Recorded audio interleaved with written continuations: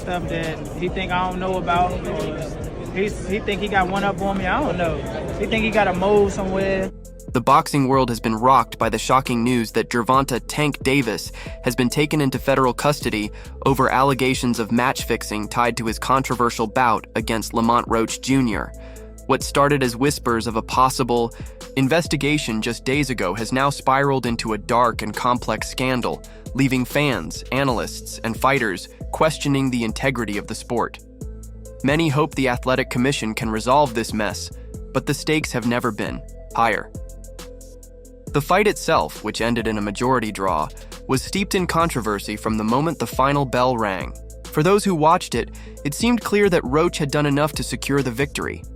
He outworked Davis in multiple rounds, landing more punches and maintaining a higher level of activity throughout the fight. Davis, known for his slow starts followed by explosive comebacks, appeared to follow his usual pattern, starting sluggishly, but typically figuring things out by the third or fourth round. This time, however, something felt off. Roach kept the pressure on, and Davis never fully seemed to find his rhythm. Yet, despite Roach's apparent edge, the judges scored it a draw, a decision that left the boxing world stunned. The community was left stunned and suspicious. The turning point came in the 9th round, a moment that has since become the centerpiece of this unfolding drama.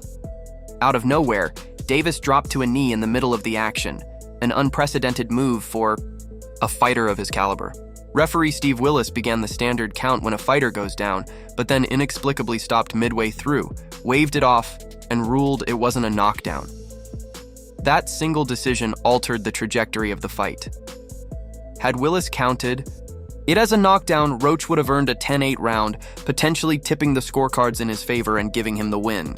Instead, with the call going Davis's way, the fight ended in a draw, leaving Roach and his team furious, and fans crying foul. Davis's explanation for taking the knee only added fuel to the fire. He claimed that his freshly styled hair, laden with too much grease, had caused sweat to drip into his eyes, burning them and forcing him to kneel. The excuse was met with widespread disbelief. Fans and critics alike called it absurd, pointing out that fighters routinely deal with sweat, blood, and worse in the ring without collapsing mid-fight. Roach, visibly livid after the bout, didn't mince words. "If you take a knee, that's a knockdown. That's just the rules. The ref started counting, so why did he stop? They stole this from me." His team quickly filed an official complaint with the New York State Athletic Commission, demanding a thorough review of the fight and its officiating. But the controversy didn't end there. On the night of the fight, Davis reportedly told Roach, "They ain't gonna give it to you." At the time, it seemed like typical trash talk, perhaps a nod to the politics of boxing, where the side fighter, in this case Davis, often gets the benefit of the doubt. Now, in light of the match-fixing allegations, those words carry a far more sinister implication. Did Davis know something about the outcome before the fight even began? Was the result preordained? These questions have ignited a full-blown federal investigation, pulling the sport into uncharted territory. Roach's camp didn't stop at filing a commission appeal. They enlisted high-profile attorneys who pushed for a deeper probe into the fight's conclusion. Their efforts uncovered suspicious betting activity leading up to the bout, specifically an unusually high volume of money placed on a draw. In boxing, a draw is one of the rarest outcomes, making such betting patterns an undeniable red flag. Investigators began to explore whether inside information had been leaked to bettors, ensuring they knew the fight would end without a clear winner. Then came the bombshell. Referee Steve Willis reportedly provided federal authorities with crucial information supporting the match-fixing claims.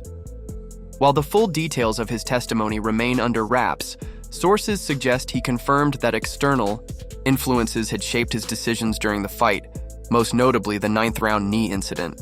This revelation was enough for federal agents to swoop in and arrest Davis, who now finds himself in custody awaiting further legal proceedings. For Davis, a fighter with a history of legal troubles, from assault charges to traffic violations, this could be the most serious predicament of his career. If the allegations hold true, he faces not only a potential suspension from boxing, but also criminal charges that could lead to significant jail time. The arrest has sent shockwaves through the sport, with insiders debating whether this marks the beginning of the end for Davis, or if his powerful promotional team, led by Al Heyman and premier boxing champions, can shield him from the fallout. Davis and Roach go way back, having come up together in the amateur ranks. After the fight, Roach, speaking candidly, acknowledged their history. "I've known Lamont since we were kids. I knew he was serious and that he was coming to fight, and fight he did." Roach's performance was a revelation, exposing vulnerabilities in Davis that few had exploited before. Despite believing he had won the close competitive bout, Roach was denied the victory. "I thought I won clearly," he said. "Not saying I steamrolled him, but it was my night." The fallout has been swift and brutal. Fans and pundits alike have taken sides, and the scandal has sparked a broader conversation about the integrity of boxing as a whole. For Roach, this fight represents not only a missed victory, but also a chance to challenge a system he believes is corrupt. The legal and regulatory repercussions for Davis could be far-reaching, affecting not just his career, but also the future of the sport itself. Social media erupted with reactions, as fans decried the corruption in the sport, while fighters weighed in with their takes. Devin Haney, one of Davis's fiercest rivals, couldn't resist a jab. "Damn, first he fakes injuries to duck fights, now he's fixing fights? Ain't no way y'all still rocking with this dude." Oscar De La Hoya, a longtime critic of Davis, added, "I've been saying it for years. Tank is protected. The truth always comes out." Even Teddy Atlas, the no-nonsense boxing analyst, labeled the situation a disgrace to the sport. The damage to Davis's career is already tangible. Ring magazine dropped him from their prestigious pound-for-pound list, replacing him with David Benavidez. There's now talk that the New York State Athletic Commission might revisit the fight and void the result entirely, potentially declaring Roach the rightful winner. If that happens, Davis could lose his championship belts and his standing as one of boxing's elite. If they reverse it and give Roach the victory, that's how you keep the integrity of the sport, one insider noted. "That's why they suspended me back in the day, to keep things honest." As Davis sits in federal custody, the boxing world is left grappling with what comes next. If the feds have enough evidence to charge him with match fixing, he could face not only a ban from the sport, but significant prison time. Some have drawn parallels to past scandals, like the accusations of judge and referee manipulation that shadowed Floyd Mayweather's career. But while Mayweather escaped concrete consequences, Davis may not be so fortunate. If convicted, he could go down as the central figure in modern boxing's biggest scandal yet. Not everyone is ready to write him off, though. Rolando "Raleigh" Romero, who lost to Davis by knockout, spoke up. "I don't know if Davis is guilty of all this, but I know one thing. He's a hell of a fighter. If it turns out this was all a mistake or a setup, people need to get off his back. But if he's guilty, then he deserves whatever's coming to him."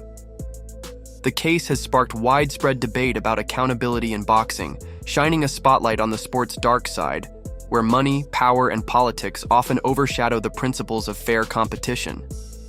Many are asking whether this scandal will lead to reform in the sport, or if it will be yet another blemish on boxing's long and checkered history. Either way, the outcome of this investigation could have a lasting impact on Davis's career and on the future of boxing as a whole. In 2022, Rolando "Raleigh" Romero, a past opponent of Gervonta "Tank" Davis, expressed belief that Davis could rebound in a rematch. "Davis has the ability to make adjustments and secure a win," Romero told The Ring. However, Romero's comments about Lamont Roach's performance raised eyebrows. He suggested that Roach's success might have been unexpected, even by Roach himself, which some interpreted as implying that Roach's performance was a fluke. The consensus, however, was that Roach outboxed Davis, controlling the fight and exposing Davis's vulnerabilities. Romero's downplaying of Roach's effort could be seen as an attempt to preserve his own credibility after losing to Davis by knockout, but it doesn't change the facts of what happened that night.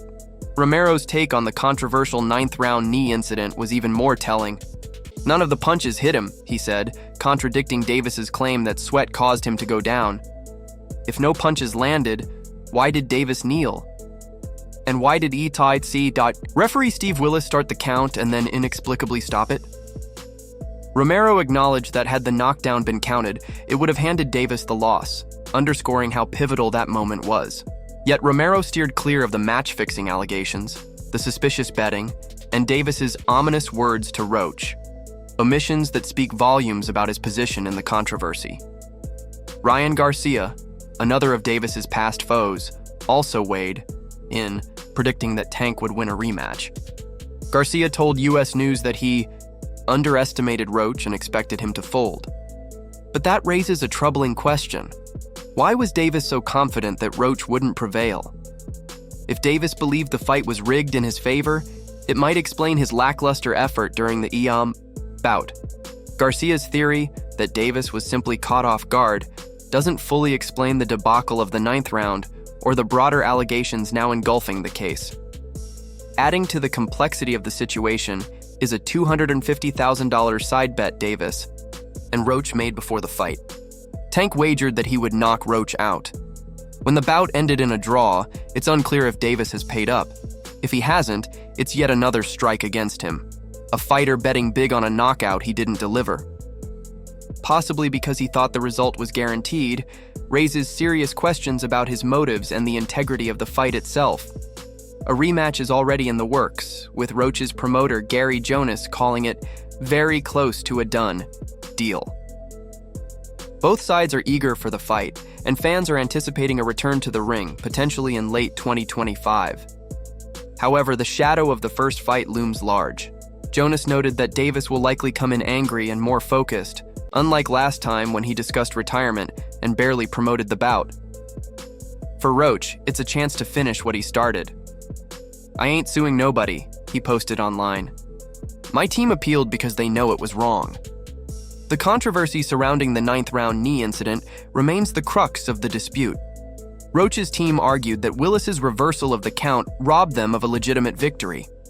While the commission admitted the error, they upheld the draw, which only deepened the sense that Davis is protected by boxing's powerful insiders. Roach, once an underdog dismissed as a stepping stone, has emerged as the people's champion, the fighter who made Tank look mortal. Boxing itself is reeling. The sport has long been plagued by dubious judging, shady deals, and elusive marquee matchups, and it can ill afford a scandal of this magnitude. If Davis is found guilty, it would be a blow to the sport's credibility that dwarfs past controversies, such as Floyd Mayweather's hand-picked foes or Canelo Alvarez's controversial scorecards. This wouldn't just be a case of bad judgment, it would be outright corruption. The sport's integrity, already hanging by a thread, could be irreparably damaged. The world is now left wondering whether boxing will recover or if this scandal will become its defining moment. The scandal surrounding Gervonta "Tank" Davis demands accountability at every level. Davis's team is scrambling to spin the narrative, attempting to portray him as a victim of unfair targeting by both the authorities and critics. However, his history of legal troubles, including multiple brushes with the law, and now this match-fixing controversy, suggests a pattern too persistent to ignore. Davis is now fighting on two fronts, in the courtroom and in the court of public opinion. Even if he manages to escape legal consequences and wins a rematch, the asterisk next to his name will remain permanent, forever tarnishing his legacy. The other hand, Lamont Roach has emerged from the controversy with newfound respect from fans and peers alike. Whether or not Roach is ultimately awarded the title, he has already claimed a moral victory. His performance exposed vulnerabilities in Davis that many had failed to see before, and the strength of his character in standing up for what he believes is right has earned him admiration. Roach's ability to fight through adversity and challenge the system has positioned him as the people's champion. That moral victory, regardless of any official title, may end up lasting longer than the shadow of Davis's tarnished legacy.